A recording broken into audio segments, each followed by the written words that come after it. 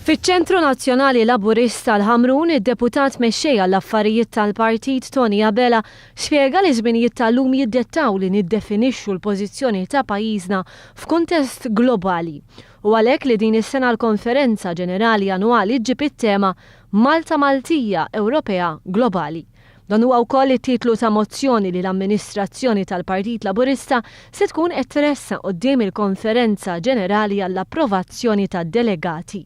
Qabel il-ftuħ uffiċjali tal-konferenza se jsiru laqat mal-grupp parlamentari u workshops interni dwar riformi fil-Partit Laburista li ma' workshops jibdew nhar it-tnejn illi ġej. Se jkun hemm sensiela ta' workshops mhux marbutin biss ma' din it-tema, imma tista' tgħidu ma' kollaterali għal din it-tema li jvarjaw fuq temi dwar l-drittijiet tan-nisa, drittijiet tal-veterani, ir-riforma wkoll anki interna fil-partit fil-lokalitajiet tiegħu, ġew daw kollha b'xi mod jew ieħor se jikkontribwixxu biex ikun hemm diskussjoni varjata li ddur ma' din l-mozzjoni prinċipali.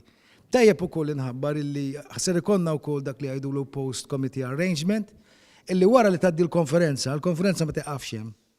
Iżda ikun hemm ongoing discussion fuq il-rapporti li ser jiġu preżentati fil-workshops biex bekk aħna nkunu qegħdin nagħtu rispett lejn dak li jridu id-delegati. Is-Segretarja tal-Eżekuttiv Nazzjonali Dr. Lidja Abela fissret li kienet twafqet kummissjoni apposta dwar tibdil fil-kumitati u ċentri lokali.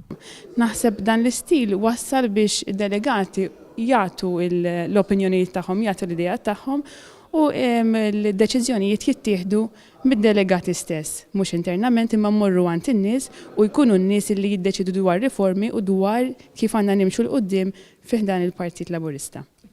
Il-President tal-Partit Laburista Daniel Mikallef spjega dak li se jkun qed jiġri mit-tnejn it-tielet jum ta' frar. Fit-tlieta ta' frar għandna l-ewwel sessjoni plenarja li jibdew jiġu preżentati kemm ir-rapporti ta' ħidma kif ukoll tibda diskussjoni fuq il-mozzjoni jew mozzjonijiet jista' jkunu mozzjonijiet mal-mozzjoni li preżentajna llum din il-konferenza stampa mill-Eżekuttiv ser tkun ovvjament il-mozzjoni ewlenija bis-sessjoni plenarja jalaqa d-deputat mexxej Tony Abela.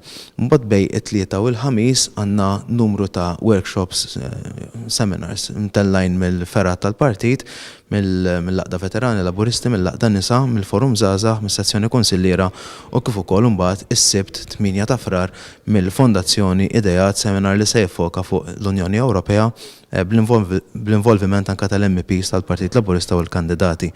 Il-ġimgħa jkollna t-tieni sessjoni plenarja tingħalaq mid-deputat mexxej għall-affarijiet tal-Parlament, il-Viċi Prim Ministru Louis Grech, u mbagħad il-ħadd ikollna sessjoni tal-għoq bid-diskors mistenni tal-Prim Ministru li jagħlaq il-konferenza qabel jittieħed il-vot fuq il-mozzjoni li tkun għadha kemm ġiet preżentata.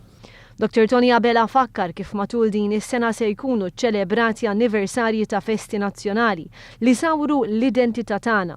Id-deputat mexxej Laburista stqar li Malta kienet Ewropea minn qabel ma pajjiżna daħal fl-Unjoni Ewropea fl-2004 u semma kif illum Malta trid tagħti l-kontribut tagħha anke permezz tal-Presidenza Ewropea fl-2017 li l-Gvern qed jipprepara għaliha.